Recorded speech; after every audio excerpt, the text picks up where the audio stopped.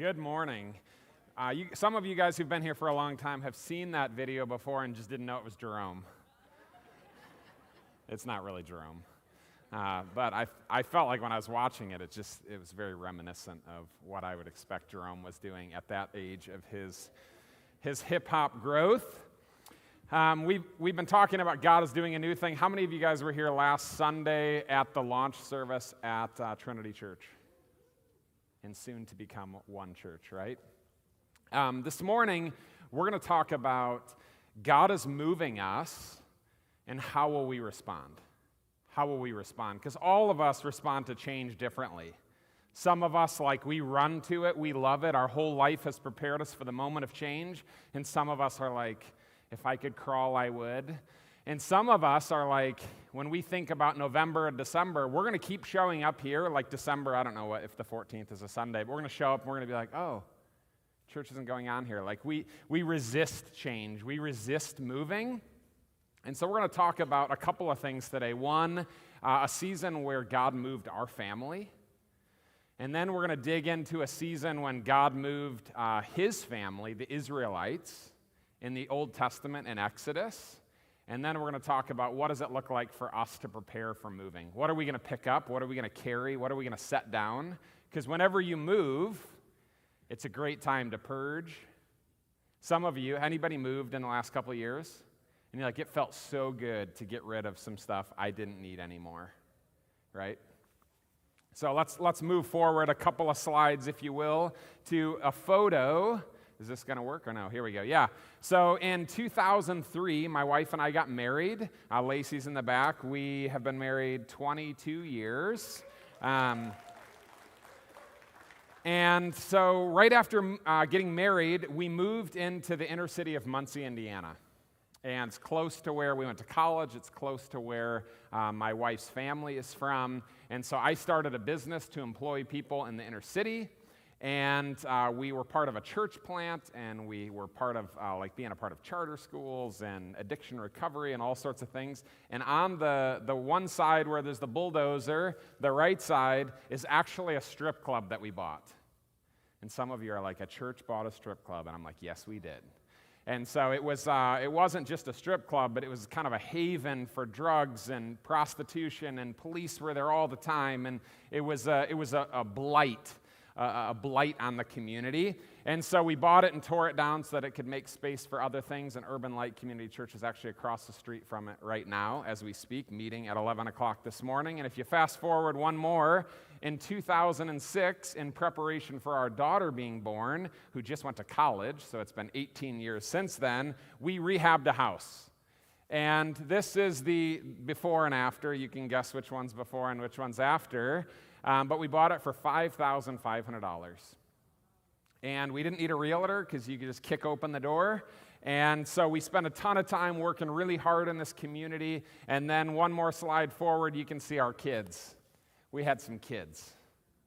One of them's here today with us, Jamin's 16, and my daughter's now 18. She's on the top right playing doctor by laying on him. Looks like it's definitely working. And so we were doing life, we were on mission, we were partnering with Jesus, and we thought we were going to be there for a really long time. We thought our kids were going to graduate high school in Muncie, Indiana. We had bought and rehabbed our home and thought, this is 20 years. That was our plan. And if there are two things that weren't going to be true, how many of you guys have told God that something wasn't going to be true and you were like, oh my? Be very careful. And two things that weren't going to be true. One is we weren't going to move north. Lacey and I love the sunshine. Today is quite the opposite, right? We love the sunshine, and so we weren't going to move north, and I wasn't going to become president of Block Imaging, our family business. Both of them came true in 2011. And so in early 2011, we could feel God stirring like that, and some of you have felt that before, like there was a move coming. We didn't understand it. I don't even think we really desired it, but we could just tell that God was moving in us. And so we were visiting my family, who's from Lansing, and we visited Trinity Church on a Sunday morning.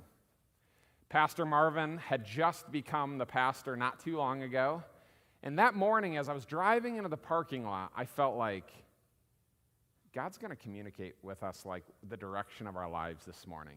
Just had this sense. Can't quite explain it. And so we get in and we start worshiping, and I can just feel like there's a rumble of like, I think God might be moving us to Lansing. And this had been stirred by a question Lacey had asked over New Year's. We had driven home to Muncie from Lansing because we were visiting again, and she said, what about Lansing? And if you had known our story at the time, I could have driven the car off the road. Totally shocked that my wife would ever say, what if we're supposed to live in Lansing? So fast forward, we go to Trinity. Pastor Marvin is speaking about the disciples who have fished all night long. They haven't caught any fish. And the next morning, he says, throw the nets over again, which didn't make any sense. They did not fish in the day. They did not fish with wet nets. And so he was just saying that a lot of times, like, God calls us to do things that don't make sense. And so toward the end of the sermon, I look underneath my foot, and there's a third sheet of paper that's kind of pinkish red. And everyone has one filed in their bulletin. And if you click to the next slide, the paper said, I will leave blank for the sake of the call of following Jesus. And there was only one word, like I knew. I will leave Muncie for the sake of following Jesus. And so as people came up and they started sliding them under on the stage, Pastor Marvin started reading some of them. And my whole family's there. So I write Muncie, I walk up and I slide it, kind of stuff it underneath because I don't want him to read mine. Because if he reads mine, it's a pretty good tell to anyone in that community that it's me, because we're the only people who probably live in Muncie, Indiana that morning, right? And so that picture is right here. This is in my office. There's a whole wood wall, and this right here is a bunch of people who prayed over my office and wrote some. There's Jerome on here, Emily's on here, who's sitting in the back right now. And so it's been really important to keep it in front, because when we moved, it was hard. Today, I'm so glad to be there, and there being here. But back then, there was not here. There was there. And we moved here, and a couple months in, we're like, what are we doing? We don't have church family. We don't have friends. We don't have community. We don't know where our kids are going to go to school. And then City Life was planted, and we got to be a part of it from the beginning. And that was part of the promise. But keeping it in front, even several years in, we met with my parents and said, I think we're going to move back. This is not home for us. And so keeping this in front, that God has called us here, and I am so glad to be here this morning. And so that's kind of our story of when God moved us. And now we're going to dig into when God moved the Israelite people. And so to kind of catch you up toward the end of Genesis, and we're going to cover a ton of ground in Genesis and Exodus today. This is probably going to be the most ground that someone has covered in a sermon scripturally in a long time. But you guys, I think you're ready. If we're going to move, 8 miles or whatever it is to Jolly and Dunkel, we can move a lot this morning. And Pastor Jerome has given me permission. He said, these are the kind of people, we don't know about the 11:30 service, but these are the kind of people this morning that can cover a lot of ground. So let's get going into where Genesis has just transitioned into Exodus. And so there's a guy named Abraham, and he's known as Father Abraham. And Abraham has a son named Isaac. Isaac has a son named Jacob, and then Jacob has a bunch of sons. And he has a son that's a favorite son named Joseph. And some of you have heard of Joseph and the Technicolor Dreamcoat, which is a famous Broadway show. And so that's because Joseph was given a colored coat because he was the favorite one, and the brothers resented him for it. And so when Joseph went out to his brothers one day, they threw him in a pit, and then they were like, well, that doesn't really solve the issue because we don't even get anything for that. So they take him out of a pit and they sell him to slave traders. And they take the jacket or the coat and they put blood on it, and they take it back to his dad and they say, hey, he's been eaten by a wild animal. Well, God has other plans. Joseph ends up being sold and eventually becomes in power for a guy named Potiphar. And Potiphar reports into Pharaoh, and so he becomes pretty well known, and there's a whole bunch of other stuff that happens. He ends up getting thrown into jail because Potiphar's wife tries to seduce him. It's worth reading. Like second half of Genesis. It's a story that's made for a movie. So Joseph ends up rescuing his brothers. His brothers come back. There was a famine. He ends up rescuing his brothers. And because of his rescue and because of the significance of the role he plays in Egypt, Pharaoh gives him a chunk of land. A chunk of land they don't really like because it's for shepherds. And so at this time, Joseph and his brothers, because of God's promise from Abraham that you will have more descendants than the stars in the sky, they start having tons of kids. And sometimes tons of kids now is viewed differently than it was then. Tons of kids were a gift. So they start growing. I'm not saying they aren't a gift now, but I'm just saying it was a different deal back then. They're a gift now. My brother has 7 kids, and I look at him like, whoa. But at the end of the day, they're a gift always. But back then, it was like it was livelihood that came from gifts. It was shown as a blessing. And so we're going to hop into Exodus, and Exodus means going from here to there. It means like leaving a place, right? You're going on an Exodus journey. And so you have all of the brothers named up here in Exodus 1, but it says that in time Joseph and all of his brothers died. But their descendants, the Israelites, had many children and grandchildren. In fact, they multiplied so greatly that they became extremely powerful and filled the land. Over the course of about 400 years is what this is taking place, from when Joseph dies to when we start seeing the Exodus take place. A new king comes to power in Egypt who knew nothing about Joseph. So that makes sense. Over 400 years, you have a couple of kings who've stepped into power, nothing about Joseph or what he had done to save the nation of Egypt.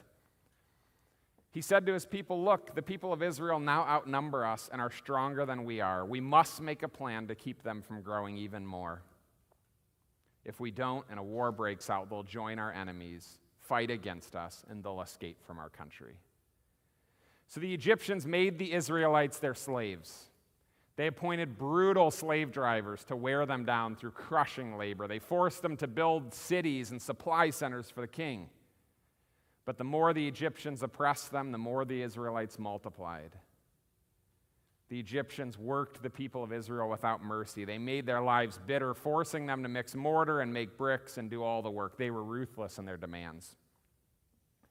Then Pharaoh, the king of Egypt, gave an order to the Hebrew midwives, when you help the Hebrew women give birth, watch as they deliver. If it's a boy, kill him. This is serious, right? Like this is not G-rated at this point. If it's a girl, let her live. If it's a boy, kill him. But because the midwives feared God, they refused to obey the king's orders. They allowed the boys to live too. So the king of Egypt called the midwives, why have you done this? Why have you allowed the boys to live? Check out the Hebrew women. They're like, oh, the Hebrew women are not like the Egyptian women. So they're lying, right? They're saying, hey, they're more vigorous, and when they have their babies so quickly, we can't get there in time. So God was good to the midwives, and the Israelites continued to multiply, growing more and more powerful. And because the midwives feared God, he gave them families of their own. Then Pharaoh gave this order to all the people, throw every newborn Hebrew boy into the Nile River, but you may let the girls live. At this time, a man and woman from the tribe of Levi get married. The woman becomes pregnant, gives birth to a son, and she saw that he was special. This is Moses. And so we'll talk a little bit about Moses, is that she tries to hide him for a couple of months, and then he gets too big, right? I can't hide him anymore. And so she actually puts him in a basket, puts him in the river, and floats him down a river. Like, talk about a step of faith, the first step in Moses' life. He ends up getting found at, it seems like a temple, like Pharaoh's house, that Pharaoh's daughter finds him and has compassion, some sort of a connection with him. Pretty incredible. At the same time, Moses' sister, we don't know how old she is, but Moses' sister approaches Pharaoh's daughter. Can we hop forward one slide? And the sister, another sleuthy young girl, says, "Hey, do you want me to find someone to nurse this baby?" And the princess says, "Yeah." So she goes and gets Moses' mother to raise him. "Take this baby and nurse him for me," the princess told the baby's mother. "I will pay you for your help." Moses' mom is getting paid to raise her own kid, right? Like, this is how God is working. When the boy's older, his mother brings him back to Pharaoh's daughter, who adopted him as her own son. The princess named him Moses. I lifted him out of the water. So Moses is in a unique position, right? Now he's Egyptian and Israelite at the same time, right? I mean, he's born an Israelite, and he's raised partially as an Israelite, but he's also raised by the king's daughter. Many years later, when Moses had grown up, he went out to visit his own people, and he saw how hard they were forced to work. He saw an Egyptian beating one of his fellow Hebrews. After looking in all directions to make sure no one was watching, Moses killed the Egyptian and hid his body in the sand. Some of you this morning have disqualified yourself. Like, God can't use me, God can't move me, God can't have purposes in my life because of the things I've done. In the Old Testament and all through the New Testament, God just works through people who are flawed over and over and over again. Let's fast forward to 13. The next day, when Moses went out to visit his people again, he saw 2 Hebrew men fighting. "Why are you beating up your friend?" Moses said to the one who had started the fight. The man replied, "Who appointed you to be prince and judge? Are you going to kill me just like you killed that Egyptian yesterday?" Moses was afraid, thinking, "Everyone knows what I did." Sure enough, Pharaoh heard what had happened. He tries to kill Moses, but Moses fled from Pharaoh and went to live in the land of Midian. When Moses arrived in Midian, he sat down by a well. The priests had 7 daughters, but some of the other shepherds came and left, and so Moses jumped up and rescued the girls from the shepherd, and he drew water for their flocks. Let's go a couple forward if you might. So 23 years passed, and the king of Egypt died, but the Israelites continued to groan under the burden of slavery. They cried out for help, and their cry rose up to God. God heard their groaning and remembered his covenant with Abraham, Isaac, and Jacob. He looked down on the people of Israel and knew it was time to act. So here's just a kind of a picture of Moses killing an Egyptian and then going and hiding in the desert. And when he goes and hides in the desert, he's a runaway at this point. He's kind of performing an exodus of his own. But God has a hand on his life, and so he begins speaking through this burning bush.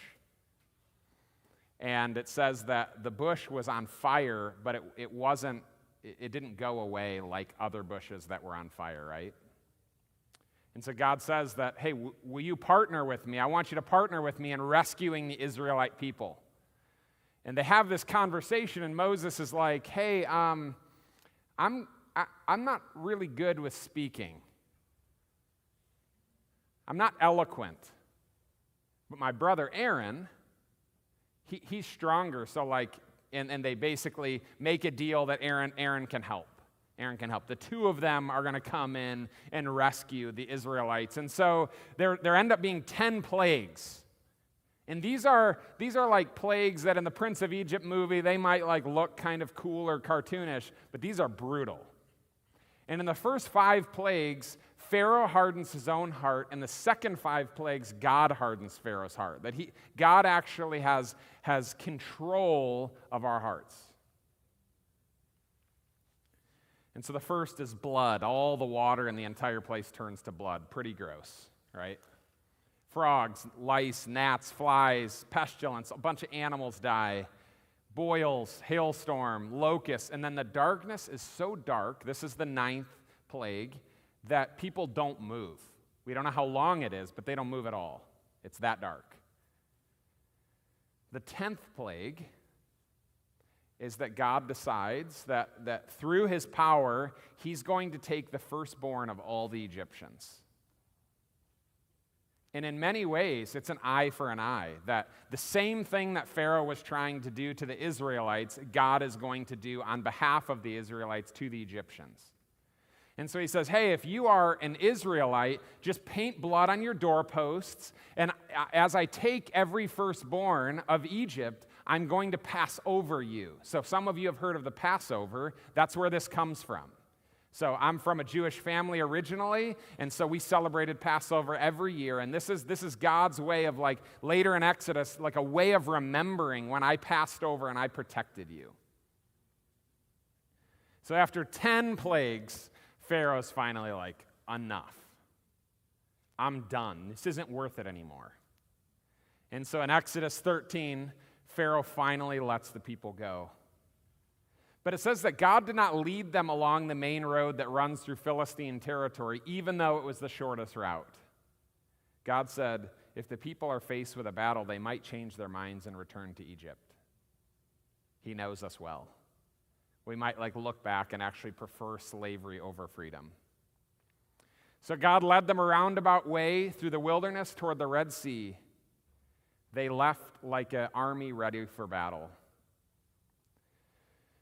The Lord went ahead of them. He guided them with a pillar of cloud, and he provided light at night with a pillar of fire. This allowed them to travel by day or by night. And the Lord did not remove the pillar of cloud or fire from its place in front of the people. When the word reached the king of Egypt that the Israelites had fled, Pharaoh and his officials changed their mind. I know flies were bad.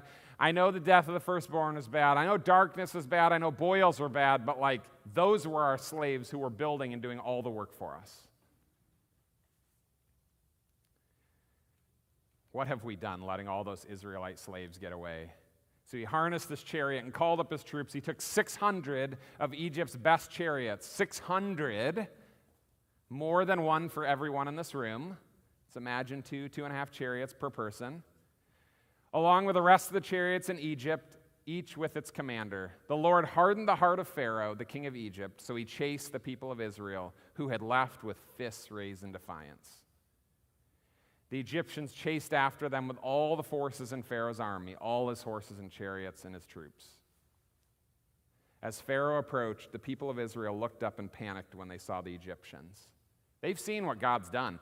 All of the things that God has done to the Egyptians did not apply to the Israelites. They didn't have the frogs. They didn't have the boils. So, they've gotten a firsthand look at what God has done, some pretty crazy stuff. They cried out and they said to Moses, "Why did you bring us out here to die in the wilderness? Weren't there enough graves for us in Egypt? What have you done to us? Why did you make us leave Egypt? Didn't we tell you this would happen while we were still in Egypt? We said, 'Leave us alone, let us be slaves to the Egyptians. It's better to be a slave in Egypt than a corpse in the wilderness.'" But Moses, filled with faith, filled with a call on his life, he's seen and he's remembered what God has done. Don't be afraid. Just stand still and watch the Lord rescue you today. The Egyptians you see today will never be the same again. The Lord himself will fight for you. Just stay calm. Then the Lord's in conversation with Moses, and he's like, "Why are you crying out to me? Tell the people to get moving.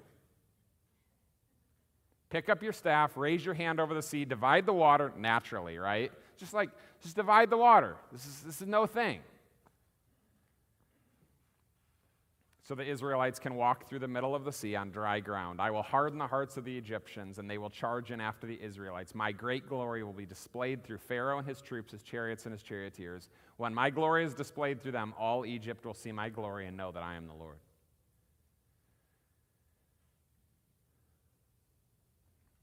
Let's go one forward if we can. Moses raised his hand over the sea, and the Lord opened up a path through the water with a strong east wind. The wind blew all night, turning the seabed into dry land. So the people of Israel walked through the middle of the sea on dry ground with walls of water on each side. It says in the next section that God throws the Egyptians into disarray. Well, if the Israelites can go through the water, why can't we? He twisted their chariot wheels. Let's stay back there real quick. One back, if you would. Twisted their chariot wheels, making their chariots difficult to drive. Let's get out of here, away from these Israelites, the Egyptians shouted. The Lord is fighting for them against Egypt. When all the Israelites reached the other side, the Lord said, raise your hand over the sea, and the waters will rush over and cover the Egyptians and the chariots and charioteers. So Moses raised his hand, and the water rushed back to its usual place. The Egyptians tried to escape, but the Lord swept into the sea. The waters returned and covered all the chariots, the entire army of Pharaoh. Not a single one survived. But the people of Israel had walked through the middle of the sea on dry ground as the water stood up like a wall on both sides. And at the end it says they put their faith in the Lord and his servant Moses. As they get to the other side, they've seen all of these people die, and they start to worship. They start to worship at what God has done. Let's fast forward to Exodus 15. I'm not going to read all of it. It is a long worship song. I will sing to the Lord. He has triumphed gloriously. He has hurled both horse and rider into the sea. The Lord is my strength and my song. The Lord is a warrior. Yahweh is his name. Pharaoh's chariots and army he has hurled into the sea. The deep waters gushed over them. They sank to the bottom like a stone. Your right hand, O Lord, is glorious in power. And they go on and on and on. It's a kind of gory. They're like, you're awesome, God. You're looking out for us. And they all died, and it's awesome. Let's keep moving forward, if you don't mind, Ethan. All right, let's. So they get across, they sing this song, and then shortly after, right after they've crossed, they notice there's no water. One more back, Ethan, if you don't mind. I know I'm testing you to the max here. Why did you bring us out of Egypt? Are you trying to kill us, our children, our livestock with thirst? And Moses cries out to the people. And I think of Moses here as Jerome in what he's leading us into right now. Very different time, very different circumstances, but like we have the opportunity, and how are we going to respond? And he looks up to God, and my hope is that I'm never the person who leads to Jerome or Pastor Marvin or others who look up to God and say, what should I do with these people? They're ready to stone me. And the Lord said to Moses, walk out in front of the people, take your staff, the one you used to strike the water of the Nile, and call some of the elders to join you. I will stand before you, strike the rock, and water will come gushing out, and the people will be able to drink. So Moses struck the rock as he was told, and water gushed out as the elders looked on. Like, what a bunch of fill in the blank. Like, what in the world? They saw 10 plagues. They were taken the long way around. They didn't just walk through the Red Sea. They walked through on dry ground. I don't know about any of you guys. You've got a sea that has any level, any more than 6 inches, and it splits, it's not dry ground. Right? It's get your muck boots on, you're going through the mud, but that's not what it says. They've experienced all of this. They've seen not one Egyptian has lived, and they still become a bunch of whiners. A bunch of complainers who still don't believe. And the reality is sometimes that is us. Sometimes this is us. We see all that God has done, but yet we still gripe and we still complain and we're still discouraged and we still struggle to believe. And so my invitation this morning, as we, City Life, move to become one church, is there are 3 offers for us. And the first is to move from griping to going. I've heard a few comments along the way of like, oh, we only have 4 Sundays left. It's one way to look at it. And you can feel however you want to feel. Like God will join you in anything that you feel. It is okay for you to be disappointed. It's okay for you to be discouraged. It's okay for you to not want to go. And this isn't about being extra spiritual. This is about an invitation that, like, you get to choose your posture. You get to choose your attitude. You get to choose, like, when you're there and it's Moses or whatever, you get to choose, like, are you an encourager? Are you building up? Are you trusting? Are you believing? Are you following the leader? Or are you like, I'm going, Jerome. Like, just go a little slower for me. Gripping for going. One of the things that's gotten me most emotional this morning as we had a dream team rally, and even just standing over there as Jerome was talking about what's next, is like, I am so excited about there. I want to be someone who, like, slides into my grave, ready to go to the next there that God has for me. And there are things that, like, physically and tangibly, that I'm not. Like, my flesh is not excited about. My wife and I, we've been married for 22 years, and we dated for a few years before them. For more than 25 years, we have never attended church in a church building. We've been to a number of churches, and it has never been in a physical structure that's like a church building. And I love that. I love going to church here. I love going to church at a Boys and Girls Club. I love going to church in places that feel totally accessible to people who don't know Jesus. And you know what I'm going to do? I'm going to get over it. I'm going to get over it because it's not about me. It's not about my preferences. There are things I love. I go to City Life on purpose. Right? Like, it wasn't an accident. We didn't flip through when there were phone books and just pick randomly. Like, I love this place. I love this people. I love this mission. And I can either grip onto it or I can go. The second is to move from grumbling to gratitude. Grumbling to gratitude. Oh, I can't believe that. Oh, Jerome only spoke one of the first 3 Sundays. Or I can't believe that Tina didn't lead as many songs. She's the best. She is the best. We know that Tina is the best. But, like, whatever those things are grumblings, like, I dropped my kid off and I didn't quite understand how the system worked, and the one that was at City Life was Jerome, the statement of faith, it was I like our bass player better than their bass player. Or we can stop and we can be like, we're part of what God is doing. We are at the forefront of, like, in a time of total divide, where we can't even post on social media, most of us can't post on social media what we really think about most issues because we'll lose half our friends.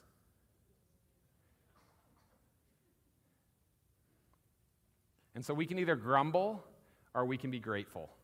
We can be grateful because I will tell you, as a fellow leader and someone who walks closely with Pastor Jerome and knows and respects Pastor Marvin, who impacted me moving here, and Pastor Jack, I will tell you this path to merging and to launching a new church is way harder. Way harder. They did not wake up. I think that the first conversation was in September of 2024 at the Michigan Athletic Club when Pastor Jerome and Pastor Marvin started talking. They were not like, this would be the path of least resistance. Like, easy. Like, oh, I got an idea. How about instead of doing everything that we do pretty normally, pretty structured, pretty, like, similar to what we've always done, how about we do something totally different? It'll be way easier. Right? It's crazy. Like, they have sat down and talked with one person after another, strategy of staffs, all of the complexity of bylaws, and way harder, like 2 jobs in one. And so there's an opportunity for us to see our leaders and go like, we may not see it all the way like you see it, but we believe and we trust and we are with you. And we are grateful for the weight that you are carrying and the vision that you are casting and the place that you are leading us. All right, the last one is moving from guarding to generosity. And guarding is kind of like we get there, he said October, what's the date one more time, 16th? November 16th. Yeah, I'm like, me getting years is tough, let alone months and then days. But anyway, November 16th, that's right. We can be like, I'm going to give this 6 Sundays. And like, I'm going to have a backup plan. That's guarding. I'm just going to come in a little closed off and just protect myself because I've been hurt before. And total respect and total honor and recognition, and I would take that to Jesus. Like where you have been hurt before in this conversation and say like, Jesus, would you lead me to generosity?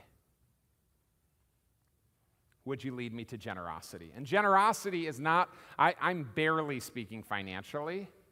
I think generosity looks like walking up to someone who's very different than you at one church on November 16th and giving them a big hug and saying, I'm so-and-so.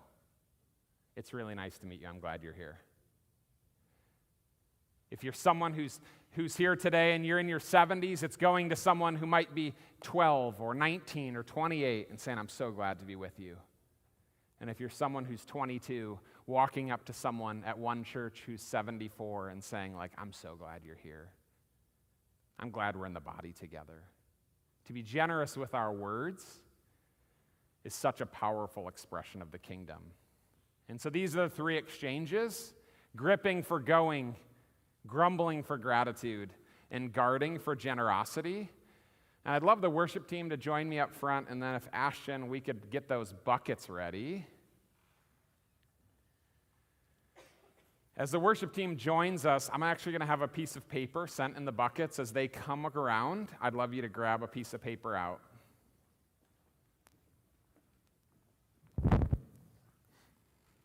And it's going to have 2 sides on it. And on the first side, it's going to say, I will set down blank for the sake of the call of following Jesus as we toward becoming one church. I'm going to read that again. I will set down blank for the sake of the call of following Jesus as we move toward becoming one church. And so I'd love, as Gabe plays, for you to just have a conversation with the Holy Spirit and ask, like, what is it that you're asking me to set down? What is it that's been in my heart, in my proverbial suitcase?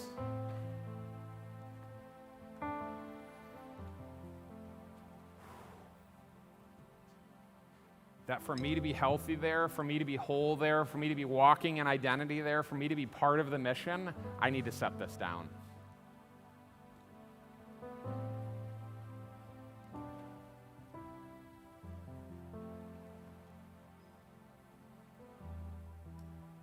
For me this morning, it's like my will. My will. Can I just set down my own will?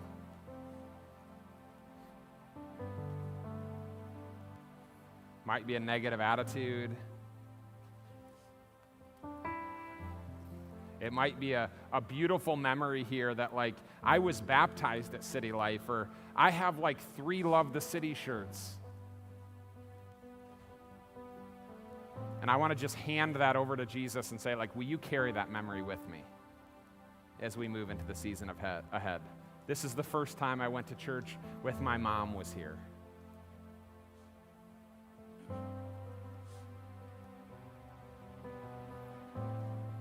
I will set down blank for the sake of the call of following Jesus as we move toward becoming one church.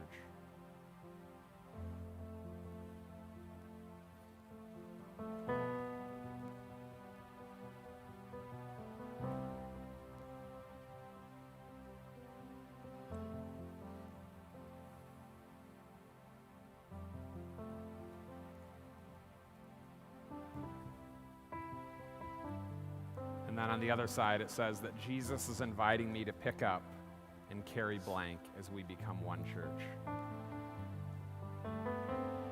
Jesus inviting me to pick up and carry blank as we become one church. Might be something big like hope, a heart of service,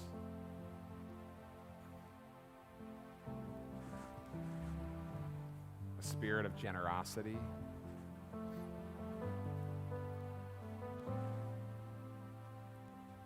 Belief that there has something more for me than here.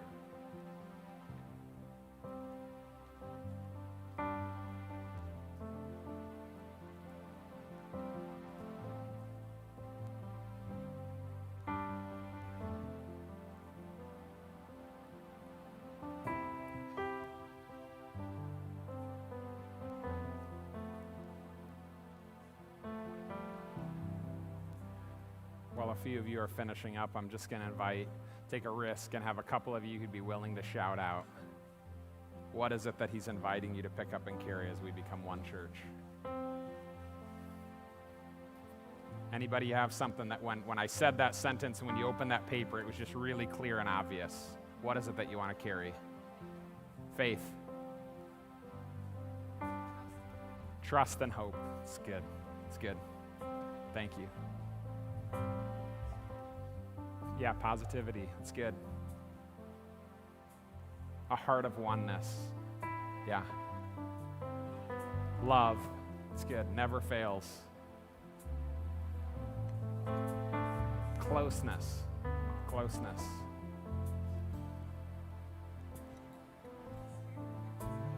Spirit of reconciliation. It's good. It's good.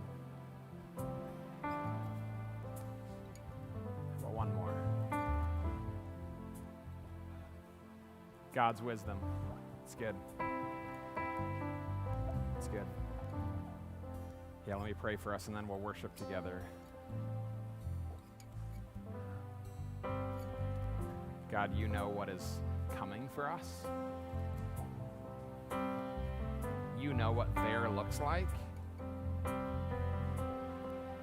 We just ask that you would go in front of us and behind us and that you'd usher us forward, that you'd cheer us on as we lay certain things down and we pick up another set of things.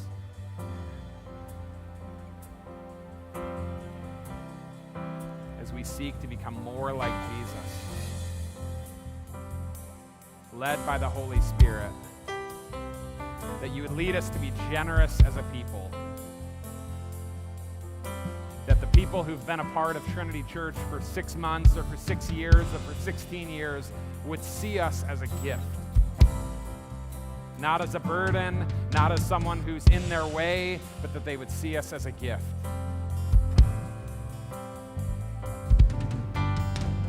We love you and we trust you as you make us one.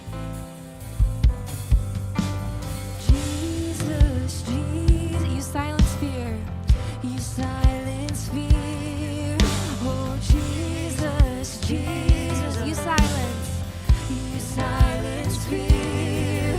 Oh, Jesus, Jesus, you silence fear. Oh, Jesus, Jesus, you silence fear. We'll shout, and we'll shout till the whole world hears it. We'll sing till the whole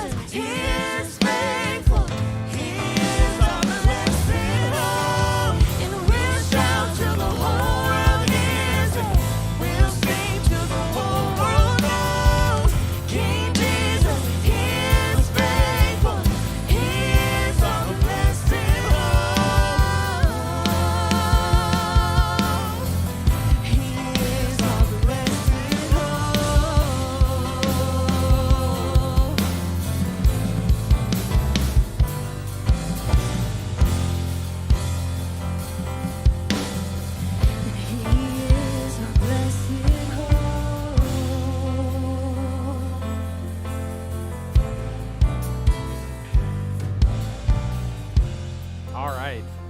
Thanks for being with us today. It's been good to be together, and this is just the beginning. This is just the beginning. This is just the beginning. Bless you, and hope you have the best day of your lives.